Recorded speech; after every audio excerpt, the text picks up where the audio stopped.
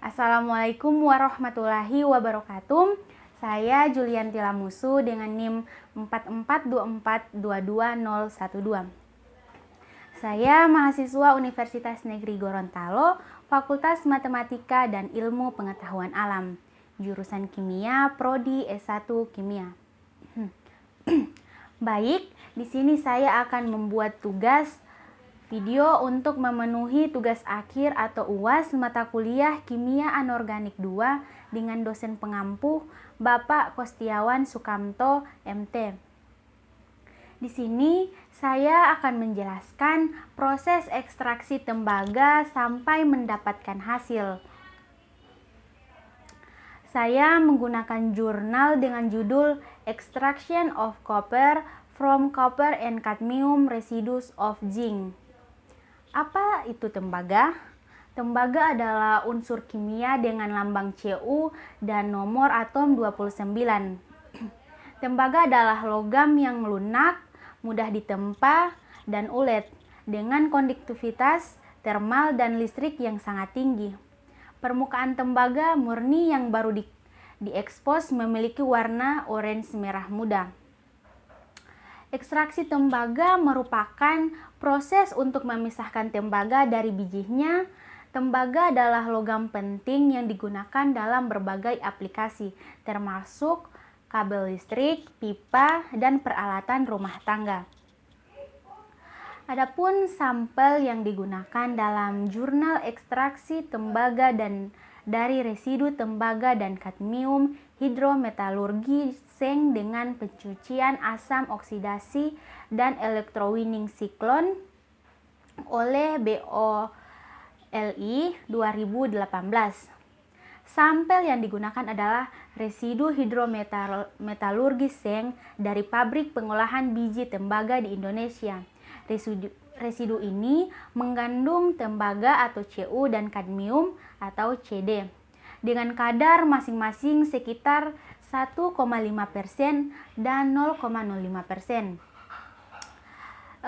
Selanjutnya kita masuk ke dalam preparasi proses ekstraksi bahan baku. Dalam proses preparasi bahan baku dibagi dalam beberapa metode. Yang pertama ada penghancuran dan penggilingan. Dalam penghancuran dan penggilingan ini, residu tembaga dan kadmium dihancurkan dan digiling hingga ukuran partikel yang diinginkan. Ukuran partikel yang ideal biasanya berkisar antara 100 hingga 200 mes. Penghancuran dan penggilingan yang lebih halus dapat meningkatkan laju reaksi dan efisien ekstraksi, tetapi juga meningkatkan biaya energi. Yang kedua ada pengayakan. Setelah digiling, bahan diayak untuk menghilangkan partikel yang terlalu besar atau terlalu kecil. Partikel yang terlalu besar mungkin tidak terlarut dengan baik dalam oksalat, sedangkan partikel yang terlalu kecil dapat terbawa oleh larutan yang menyebabkan hilangnya tembaga. Kemudian ada yang ketiga yaitu pencucian. Bahan baku dicuci dengan air atau larutan asam lemah untuk menghilangkan kotoran dan impuritas yang dapat mengganggu proses ekstraksi. Pencucian juga membantu melemahkan ikatan logam dengan matriks residu, sehingga memudahkan pelarutan. Yang keempat ada pengiringan. Bahan baku dikeringkan untuk menghilangkan kelebihan air yang dapat mengencerkan larutan asam oksalat dan mengurangi efisiensi ekstraksi. Pengeringan juga mencegah penggumpalan dan memudahkan penanganan bahan. Yang kelima ada pencampuran. Bahan baku yang sudah disiapkan dicampur dengan asam oksalat dalam konsentrasi dan rasio yang tepat. Konsentrasi asam oksalat yang optimal tergantung pada komposisi residu dan diinginkan tingkat ekstraksi tembaga. Rasio bahan baku dan asam oksalat juga penting untuk memastikan bahwa cukup asam tersedia untuk melarutkan asam tembaga. Kemudian ada yang keenam yaitu penyesuaian pH. pH larutan asam oksalat disesuaikan dengan menggunakan larutan natrium hidroksida atau asam sulfat. pH yang ideal biasanya berkisar antara 1,5 hingga 2,5. Menyesuaikan pH penting untuk memastikan bahwa asam oksalat tetap dalam bentuk terlarut dan dapat bereaksi dengan tembaga. Kemudian ada yang ketujuh itu pemanasan. Larutan asam oksalat yang mengandung bahan baku dipanaskan hingga suhu tertentu untuk meningkatkan laju reaksi dan efisiensi ekstraksi. Suhu yang ideal biasanya berkisar antara 60 hingga 80 derajat Celcius. Pemanasan yang berlebihan dapat menyebabkan hilangnya tembaga melalui penguapan. Jadi, penting untuk mengontrol suhu dengan hati-hati. Kemudian ada yang kedelapan yaitu pengadukan. Larutan diaduk secara terus-menerus selama proses ekstraksi untuk memastikan kontak yang baik antara partikel bahan baku dan asam oksalat. Pengadukan yang baik juga membantu mencegah penggumpalan dan meningkatkan laju reaksi. Kemudian setelah melakukan langkah-langkah preparasi bahan baku yang tadi, larutan akan mengandung tembaga pelarut yang dapat dipisahkan dari residu menggunakan filtrasi atau pengendapan.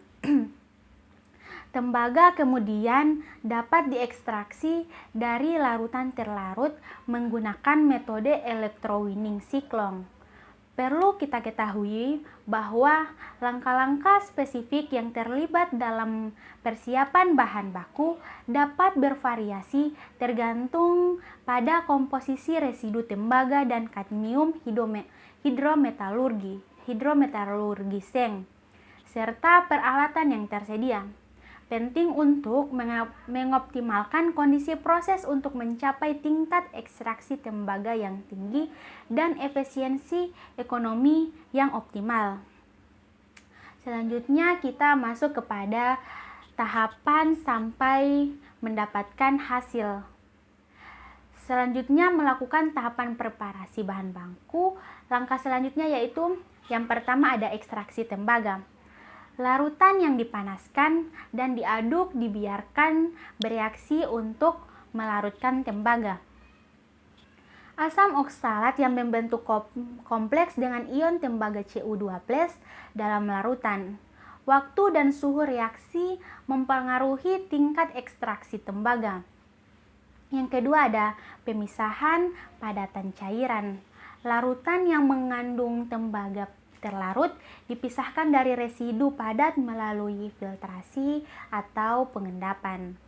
Filtrat yang mengandung tembaga terlarut digunakan untuk tahap electrowinning. Kemudian kita masuk pada tahap yang ketiga yaitu tahap electrowinning cyclone. Dalam tahap electrowinning cyclone, tembaga diekstraksi dari larutan terlarut menggunakan metode electrowinning cyclone katoda atau elektroda negatif. Menarik ion tembaga terlarut yang diendapkan sebagai logam tembaga murni. Kemudian anode atau elektroda positif melepaskan oksigen. Siklon digunakan untuk meningkatkan kecepatan elektrolisis dan efisiensi proses. Kemudian ada tahap yang keempat yaitu pencucian dan pengeringan tembaga.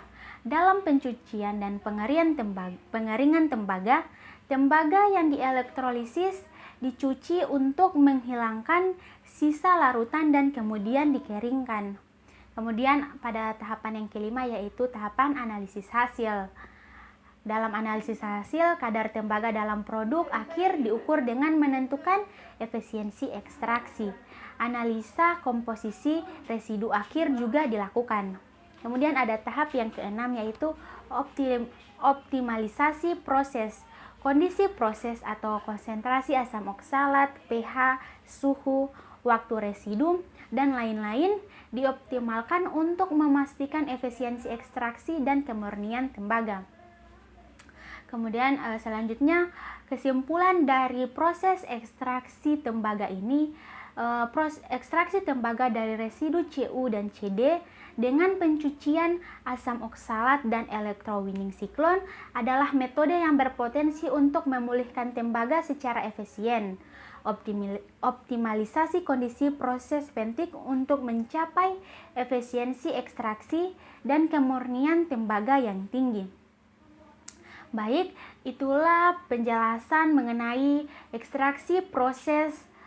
proses ekstraksi tembaga. Lebih dan kurangnya saya mohon maaf. Wassalamualaikum warahmatullahi wabarakatuh.